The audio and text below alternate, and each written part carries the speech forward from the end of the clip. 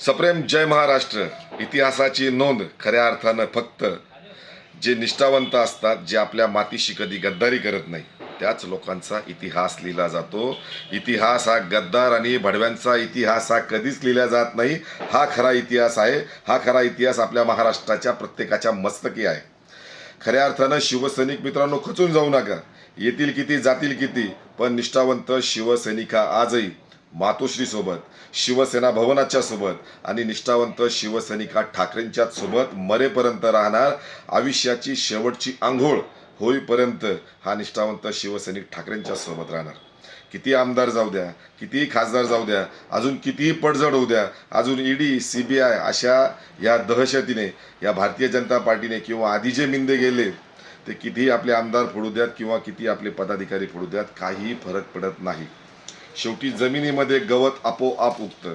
त्याचप्रमाणे शिवसैनिक हा घराघरात आपोआप शिवसेना प्रमुखांच्या विचारांनी, उद्धव साहेबांच्या विचारांनी आणि आदित्य साहेबांच्या या आजच्या खऱ्या अर्थानं जर बघितलं तर आदित्य साहेब आज तरुणांच्या मनामनात, या महाराष्ट्रात नाही, या देशात नाही, तर संपूर्ण जगाच्या ज्या ज्या ठिकाणी मराठी मानाचा तरुण राहतो त्याच्या गळ्यातला ताईत म्हणजे आज आदित्य साहेब आहेत.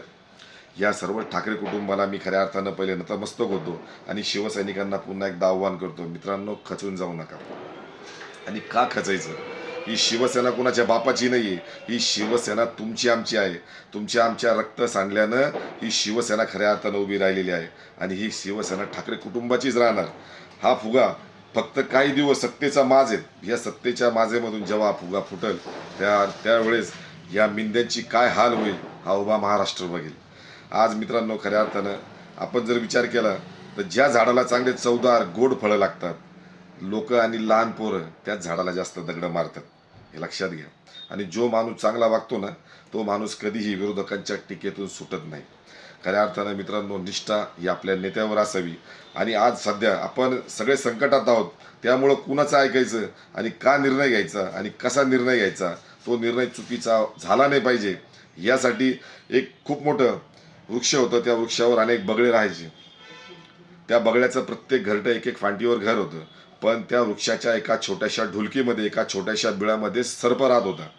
तो सर्प, ते बगळे शिकारीला गेल्यानंतर तो सर्प त्या ठिकाणी त्या प्रत्येक घरट्यामध्ये जाऊन ते त्यांची पिल्लं खात असायचा आणि आपली भूक भागवायचा. बगळे शिकारीहून आल्यानंतर बघायचे 1 ते 2 त्यांचे पिल्लं कमी झालेले असायचे. ते त्या ठिकाणी शोक, आपला क्रोध त्या ठिकाणी ते व्यक्त करायचे. एक दिवशी ते बगळे काही जास्त वेळेसाठी ते शिकारीसाठी गेले.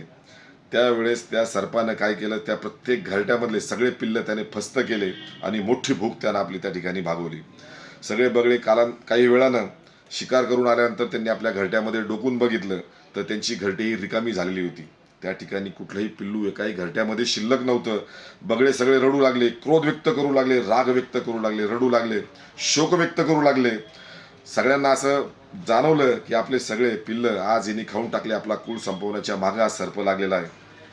त्यातला एक प्रमुख बगळा शेजारच्या असलेल्या तलावाच्या किनारी जातो आणि मोठमोठ्यानं आक्रोश व्यक्त करू लागतो, मोठमोठ्याने रडू लागतो. त्याचा आवाज त्या पाण्यामधल्या एका खेकडाला जातो. ते खेकड पाण्यामधून बाहेर येतं. ते त्या बगळ्याला म्हणतं, बगळ्या मामा तू का रडतोय, इतका क्रोध, इतका शोक तू का व्यक्त करतोय? तर बगळ्या त्यावेळेस खेकडाला सांगतो, बाबा काही नाही, आम्ही ज्या वृक्षावर राहतो त्या वृक्षावर एक सर्प पण राहतो. तो सर्प आम्ही शिकारीला गेल्यानंतर 1-2 पिल्लं पहिले खात असायचा, पण आम्ही काही वेळ जास्त शिकारीला गेलो पण त्यांनी सगळे पिल्लं आमचे खाऊन टाकले. आता सर्पाला संपवायची वेळ आलेली आहे, सर्पाचा नायनाट करण्याची वेळ आलेली आहे. आम्ही काय केलं पाहिजे? खेकड्या, तू तरी काहीतरी आयडिया सांग, तू तरी काहीतरी सोल्युशन दे, आम्ही त्या सर्पाचा नायनाट करू शकू.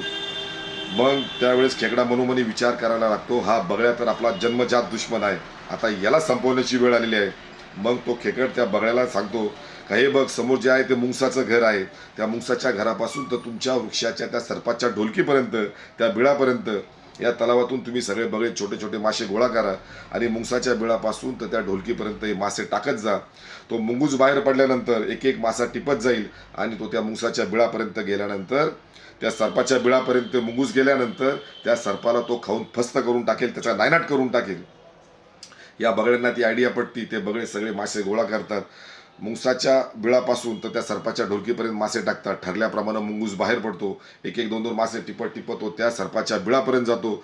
सर्प त्या बगळ्यांची पिल्लं सगळे खाल्ल्यानं तो मोठा आराम करत असतो. तो निद्रा अवस्थेत असल्यानं मुंगूस त्या ठिकाणी पोहोचतं आणि मुंगूस त्याच्या खांडोळ्या करून त्याला संपवून टाकतं. पण त्यावेळेस खऱ्या अर्थाने त्या मुंगसाला ती ढोलकी ते बीळ आवडतं आणि हवेशीर ठिकाणी ते मुंगूस त्या दिवसापासून तिथंच राहायला सुरुवात करतं. पण कालांतराने ते मुंगूस आपली स्वतःची भूक भागवण्यासाठी एक एक बगळा फस्त करू लागतो. एक एक बगळ्याला तो आपलं भक्ष्य बनवतो आणि कालांतरानं त्या वृक्षावरचे सगळे बगळे नष्ट होतात, त्या बगळ्यांचा कुळ नष्ट होतो. म्हणून त्या मुंगसानं सर्प नष्ट केला आणि ते मुंगूस तिथे राहू लागले आणि त्याने सगळे बगळे नष्ट केले. ही सगळी कल्पना त्या खेकडांना दिली होती, कारण खेकडा आणि बगळा हे जन्मजात दुश्मन आहेत. त्यामुळं माझ्या शिवसैनिक मित्रांनो, कुणाचं ऐकायचं आणि का नाही ऐकायचं हे आपल्या कुटुंबातील जे कोणी रक्ताचे नात्याचे असतात त्यांच्यावर आपली निष्ठा असते, किंवा शिवसेना प्रमुख बाळासाहेब ठाकरे किंवा पक्षप्रमुख आपले उद्धवजी ठाकरे ज्यांच्यावर आपली निष्ठा आहे, अशा लोकांचंच आपण ऐकून आपली वाटचाल केली पाहिजे. तरच आपण या महाराष्ट्राचं, आपल्या जनतेचं, आपल्या शिवसैनिकांचं आपण भलं करू शकतो. आपल्याला निष्ठेनं वागायचं आहे. आपण शिवसैनिक आहोत. कुठलाही तडा आपण आपल्या निष्ठेला जाऊ देणार नाही. सर्वांनी शिवसेना प्रमुखांनी सांगितल्याप्रमाणे सगळेजण उद्धवजींच्या आणि आदित्यजींच्या पाठीमागं आपण सगळेजण उभे राहूयात. कितीही संकट, किती अडचणी येऊ द्यात, कितीही नेते जाऊ द्यात, लोकप्रतिनिधी जाऊ द्यात, पण आम्ही निष्ठावंत शिवसैनिक आपण उद्धव साहेबांच्या पाठीशी नक्की उभे राहू. आणि येत्या काळामध्ये या दिल्ली शोरांचे पाय चाटणारे हे गद्दार, हे भडवे यांना नक्कीच आपण एक दिवस आपण आणि ह्या महाराष्ट्रीयांना धडा शिकवल्याशिवाय राहणार नाही. जय हिंद, जय महाराष्ट्र, जय शिवसेना, जय संविधान.